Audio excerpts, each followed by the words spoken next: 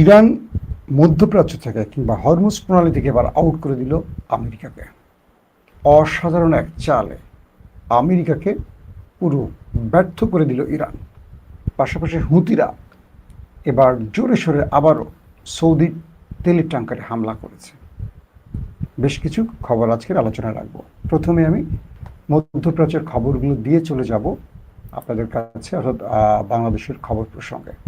তো মধ্যপ্রাচ্যের প্রথম যে খবরটি দিতে চাচ্ছি, ইতিমধ্যে দুটো দেশের মধ্যে আলোচনা চলছে। সেই আলোচনার প্রধান বিষয়টি হলো হরমুজ প্রণালী কিভাবে চলবে, ইরান টাকা নেবে কি নেবে না। তো কিছু গণমাধ্যম কি বলছে, ইরানের রাষ্ট্রীয় সম্প্রচার মাধ্যম IRIB একটি নির্ভরযোগ্য সূত্রের বরাত দিয়ে জানিয়েছে যে হরমুজ প্রণালী নিয়ে ইরান ও ওমানের মধ্যে চলমান আলোচনার সঙ্গে যুক্তরাষ্ট্রের কোনো সম্পর্ক নেই।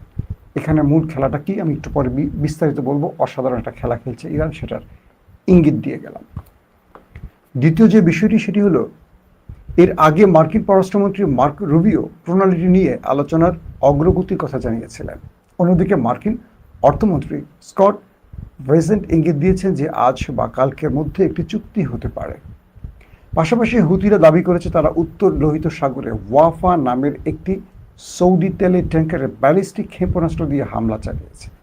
আসেন এবার আপনাদের কয়েকটা খবরের বিশ্লেষণ আগে একটু তুলে ধরার চেষ্টা করি। আমেরিকার মূল কৌশলটা কি ছিল? আমেরিকা এখান থেকে ইরানকে হটিয়ে নিজেরা দায়িত্ব নেবে, নিয়ে এই অঞ্চল দিয়ে বিলিয়ন বিলিয়ন ডলার তারা কামাই করবে। ট্রাম্প সেই ঘোষণাটা দিয়েছিল যে এই অঞ্চলে আমেরিকা নিরাপত্তা দিবে সব জাহাজকে, বিনিময়ে প্রতিটি জাহাজ 20% টাকা বা টোল দিয়ে যাবে আমেরিকাকে। মানে ইরান কিন্তু এত চায় না, ইরান অনেক কম চেয়েছে।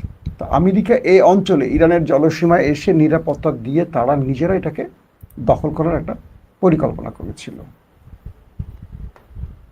এখন কি হলো, তারা নেভাল ব্লকেট দিয়ে হরমুজ আটকাবার চেষ্টা করলো। ইরান সেই নেভাল ব্লকেটকে টার্গেট করে সিরিজ অ্যাটাক করে করে করে করে দুর্বল করলো, মধ্যপ্রাচ্যে মেরে আমেরিকাকে তক্তা বানায় দিল। ওকে, আমেরিকার 80% প্যাট্রিয়ট মিসাইল শেষ হয়ে গেছে, থার্ড মিসাইল শেষ হয়ে গেছে, যে কারণে তারা মার খেয়ে কাতার এবং পাকিস্তানের মধ্যস্থতা যুদ্ধবিরতির প্রস্তাব আবার দিয়েছে, কারণ তাদের অস্ত্র ফুরিয়ে আসছে। এই সময়টিতে ইরান থামেনি, ইরান সারপ্রাইজ অ্যাটাকও করেছে। ইরান কি করলো চালাকিটা, ওমানের সাথে তারা একটা পরিকল্পনা করলো। মাঝখানে ওমান ইরানের পক্ষে ছিল, আমেরিকা এবং মধ্যপ্রাচ্যের ঠাপ খেয়ে মানে চাপ খেয়ে ওমান ইরানের বিরুদ্ধে চলে যায়। এরপর ইরান ওমানের সিরিজ কয়েক দফা অ্যাটাক করে। কয়েক দফা অ্যাটাকের পর কি ঘটে, আবারও তো কয়েক দফা অ্যাটাকের পর ওমান সোজা হয়ে যায় ভয়ে। কারণ ওমান বুঝতে পারে যে আমেরিকার পক্ষে থাকলে ইরান তাদেরকে ছাড়বে না। ইরান তাদের কন্টিনিউ এভাবে হামলা করে বাকি আরবের মতো শেষ করে ফেলবে। এই ভয়টিতে ওমান আবারও ইরানকে প্রস্তাব পাঠায় যে আমরা তোমার সাথে আলোচনা করতে চাই, তুমি আমাদেরকে আর ধোলাই টোলাই দিও না। ইরান কি করে, ওমানের কথা রাখে, ঠিক আছে তোমাকে আর ধোলাই দেব না, কুয়েত কাতার জর্দানের মতো তোমাকে আর মারবো না। কারণ যেহেতু ইরানের মিত্র বন্ধু ওমান, মাইরা মানে মাঝে মাঝে বড় ভাইরা ছোট ভাইদের মাইরা সঠিক রাস্তা চিনায় এরকম। তো ওমানের সাথে আলোচনা হয়, সেই ওমান বলে হরমুজের ঢোকা আর বের হওয়ার যে সিস্টেম, একটা কন্ট্রোল করবে ইরান, একটা কন্ট্রোল করবে ওমান, এবং দুই পক্ষ যে টোল আদায় করবে এটা ভাগাভাগি করে নেবে। এই দুই পক্ষ যখন টোল আদায় করবে, এখানে কি আমেরিকা আছে? যখন আমেরিকা হরমুজ নিয়ে পোদ্দারি করতে আসছে, মাস্তানি করতে আসছে, বেশি ভাব দেখাইতে আসছে, ইরান ওমানকে ভাজে এনে এমন একটা চুক্তি করে ফেললো যে চুক্তির ফলে হরমুজে বা ওমান সাগরে ইরানের আমেরিকার আর কোনো খানা নাই, আউট হয়ে গেছে পুরা। সেই চুক্তিটি ওমান এবং ইরানের মধ্যে হয়ে গেল। এটা কালকের এবং আজকের ব্রেকিং খবর। কালকে আমি খবরটা দিয়েছিলাম, আজকে আরেকটু আপডেট হলো। এখন ইরান বলছে আমেরিকাকে, তুমি কি, তুমি এই অঞ্চলে আমার সাথে আলোচনা করবা, কথা বলবা, চুক্তি করবা, তুমি কে? তুমি কি আমার স্টেক হোল্ডার? তুমি কি আমার প্রতিবেশী? তুমি কি আমার সাগরের অর্ধেক মালিক? না, তুমি 10,000 মাইল দূরে, ভাগো। তোমার এখানে কি কাজ? কোনো কাজ নাই, তুমি তো আসলে মাস্তানি করতে। তুমি যদি মাস্তানো, আমি মাস্তানের আব্বা। তো তুমি দেখছো না মধ্যপ্রাচ্যে তোমাকে মাইর আমি সোজা করছি, তুমি তো আমার দেশকে এটা করবা সেটা করবা বহুত হুমকি দিচ্ছ, আবার তুমি পা ধরে সিজফায়ার করছো। ওকে, এখন হরমুজ ওমান সাগরের যেই জাহাজ আসা যাওয়া নিয়ে সমস্যা তৈরি হয়েছে, আমরা সমাধান করে ফেলছি নিজেরা। আমি আর ওমান সিদ্ধান্ত নিয়ে নিয়েছি যাওয়া এবং আসা, আমার মধ্য দিয়ে, ওমানের মধ্য দিয়ে। আমরা পুরো দুটো দেশ এই প্রণালীটির ব্যবহারের যে পরিধি, সিস্টেম, নিয়ম কানুন পৃথিবীকে জানিয়ে দিয়েছে। এখন প্রথম 60 দিন আমরা কোনো পরিষেবা নেব না। এটার নিরাপত্তা সহ যে কাজগুলো এখন ওমান আর ইরান করবে, এটার জন্য খরচ যাবে, সেই পরিষেবাটা আমরা এখন 60 দিন নেব না। 60 দিন পর থেকে এই অঞ্চলে পরিষেবা গ্রহণ করা শুরু হবে, এবং যেই পরিষেবাটা আসবে এটা ইরান এবং ওমান নেবে। তুমি আমেরিকা চলে যাও। এখন আমেরিকা কি করবে? আমেরিকা একটা পুরো মাইনকা চিপায় পড়ে গেছে, কারণ ওমান এবং ইরানের এই খেলায় আমেরিকার আর কোনো খানা নেই। বিষয়টা বোঝেন নেই?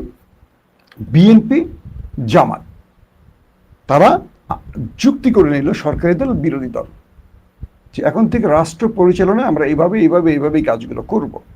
আওয়ামী লীগের আর খানা আছে? এই মুহূর্তে নাই।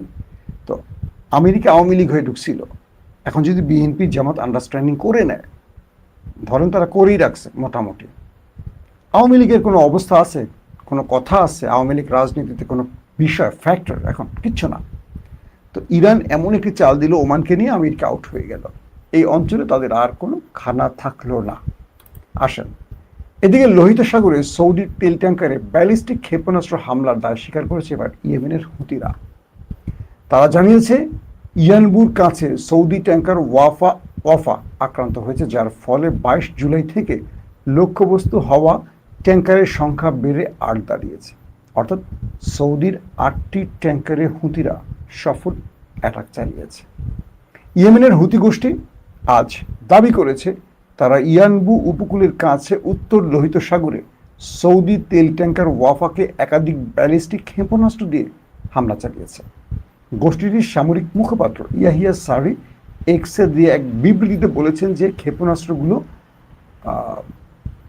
ট্যাঙ্কারটিতে সঠিকভাবে আঘাত হেনেছে। তিনি বলেন, এই হামলাটি ছিল সৌদি আরবের বিরুদ্ধে গোষ্ঠীটির তথাকথিত সামুদ্রিক অবরোধ ও অবরোধের বদলে অবরোধ কৌশলের অংশ। ইয়াহিয়া সারি বলেন, এই হামলার ফলে 22 জুলাই অবরোধ শুরু হওয়ার পর থেকে গোষ্ঠীটির লক্ষ্যবস্তুতে পরিণত হওয়া সৌদির তেল ট্যাঙ্কারের সংখ্যা দাঁড়ালো 8-এ। বুঝতে পারছেন? তিনি আরও বলেন যে 29টি সৌদি তেল ট্যাঙ্কারকে লোহিত সাগর ও আরব সাগর দিয়ে যেতে বাধা দেওয়া হয়েছে। তিনি বলেন, বাব আল মান্দাব প্রণালী থেকে গোষ্ঠীটি তথাকথিত অবরোধ আরোপে সফল হওয়ার পর তাদের তেল ট্যাঙ্কারগুলোকে উত্তর লোহিত সাগরের দিকে ঘুরিয়ে দিয়েছে। এবং তিনি বলেন, ফলাফল যাই হোক না কেন, দলটি মানে বিদ্রোহী হুতিরা সামুদ্রিক প্রবেশ পথ বন্ধ করতে এবং সৌদির তেল ট্যাঙ্কারগুলো চলাচল আটকাতে উত্তর লোহিত সাগরে হামলা অব্যাহত রাখবে এবং আরও তীব্র করবে। এখন পর্যন্ত সৌদির পক্ষ থেকে কোনো বক্তব্য আসেনি। আপনারা মোটামুটি আজকের মধ্যপ্রাচ্যের ব্রেকিং সংবাদগুলো পেয়ে গেছেন। এখনও হুতিরা ধোলাই খাচ্ছে, হুতিদের হাতে ধোলাই খাচ্ছে সৌদি আরব। পাশাপাশি আমেরিকা মানে ইরানের কাছে তার বড় একটা পরাজয় ঘটে গেছে। আরও অনেকগুলো খবর ছিল, রাতে দেব। এখন আসি বাংলাদেশ প্রসঙ্গে। আপনাদের প্রথমে একটু বিরক্ত করে ফেলছিলাম না, সিস্টেমে একটু প্রবলেম হওয়ার কারণে। আজকে বায়তুল মুকাররমের উত্তর গেটে বোধহয় জুলাইয়ের দ্বিতীয় বর্ষ পালন করছে 11 দলীয় জোট। সেই 11 দলীয় জোটের প্রোগ্রামে মোটামুটি 11 দলের সব নেতারা আসছেন। জামাতের আমির ডক্টর শফিক, আক্তার হোসেন, নাসিরউদ্দিন পাটোয়ারি, মামুনুল হক সহ সব পক্ষের বক্তব্য আসে। এর মধ্যে আমার 3 জনের বক্তব্য খুব অ্যাগ্রেসিভ লেগেছে, মামুনুল হক এবং নাসিরউদ্দিন পাটোয়ারি। আর জামাতের আমিরের বক্তব্যটি খুব কৌশলী, অ্যাগ্রেসিভ এবং থ্রেট তিনটি মনে হয়েছে আমার। তিনি বলছেন, ডক্টর শফিক বলছেন যে আপনারা কার ইশারা, তারেক রহমানকে বলছেন যে আপনারা কার ইশারায় জাতিকে দেয়া ওয়াদা ভঙ্গ করছেন। অর্থাৎ তিনি বলছেন যে একজন মায়ের দুটো যমজ সন্তান, একই চেহারা, একই দিন হয়েছে, সব এক, কিন্তু মা একজনকে কখনো দুধ দেয় না, মা দুজনকে দুধ দেয়। একই সঙ্গে ভোট হয়েছে, একই সাথে সিল হয়েছে, আপনি সংসদে বসেছেন, প্রধানমন্ত্রী হয়েছেন, দেশ চালাচ্ছেন, সরকারে বসছেন, কিন্তু একই সঙ্গে 70% মানুষের যে ভোট পড়েছে গণভোটের পক্ষে, সেটাকে আপনি অবজ্ঞা করছেন, সেটাকে মানছেন না। এভাবে চলবে না। আপনি কার কাছে, তারেক রহমানকে বলছেন, আপনি কার কাছে দাসখত দিয়ে গণভোটের বিরুদ্ধে দাঁড়িয়েছেন, এটা জাতি জানতে চায়। আরও অনেক কথা তিনি বলেছেন। পাশাপাশি তিনি আরেকটি কথা বলেছেন, নাসিরউদ্দিন পাটোয়ারি কোরআনের একটি আয়াত তারপর বলছেন যে তারেক রহমানের কাছে ভালো কিছু পাওয়া যাবে না। নাসিরউদ্দিন পাটোয়ারির বক্তব্য, তিনিও বেশ অ্যাগ্রেসিভ বক্তব্যগুলো দিয়েছেন, আমার কাছে তাই মনে হয়েছে। এবং তিনি আরও বলেছেন যে জুলাই বিপ্লবীরা ঘরে ফিরে যায়, জুলাইয়ের জন্য 2000 রক্ত দিয়েছে বা 1400 রক্ত দিয়েছে, প্রয়োজনে আরও রক্ত দেবে, 2800 রক্ত দেবে, কিন্তু তারেক রহমান তাকে ক্ষমতা থেকে সরানো হবে, এরকম হুমকিও তারা দিয়েছে। এবং তিনি এটিও বলেছেন যে তিনি ব্যর্থ হয়ে গেছেন, এখন তিনি তার ঠিকানায় চলে যাবেন, মানে লন্ডনেরটা তিনি লন্ডনে চলে যাবেন, এরকম অনেকগুলো কথা বলেছেন। এটাকে আমি এখন খুব গুরুত্ব দিচ্ছি না। মামুনুল হকও খুব অ্যাগ্রেসিভ বক্তব্য দিয়েছেন গণভোটের রায় বাস্তবায়নের বিষয়। এখন একটি বিষয় নতুন করে আসছে যে